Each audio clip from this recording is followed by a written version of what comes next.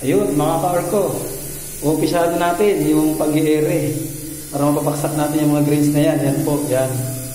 Yan, yan po. Umpisahan na po natin paano mapapaksakin. Siyempre, nagsuot na po tayo ng pangunat sa mukha kasi malikabok po. Yan.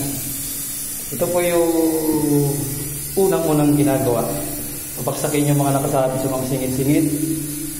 Tapos, pag nauna po ng pergamento, papapresin na po natin yan mga ka-arko.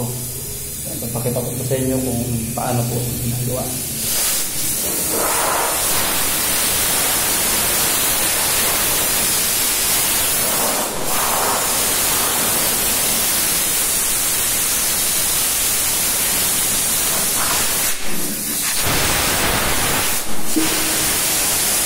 Mga ka-arko, simple lang po mga ka-arko. Napakadali.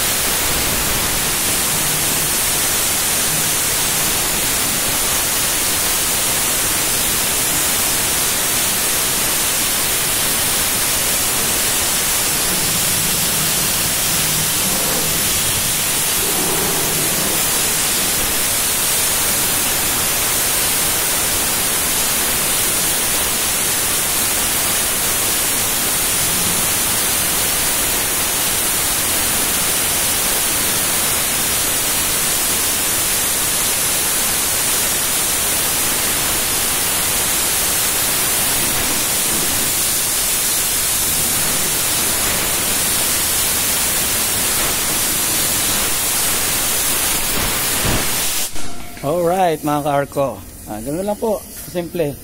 Hanggang sa muli po mga ka-arko. At ito po, marami po tayong patanggalin dito. Yan, sa susunod po na next vlog, yung part 3 nya, yung paglilinis, pagbabalik sweeping. Okay po, God bless po.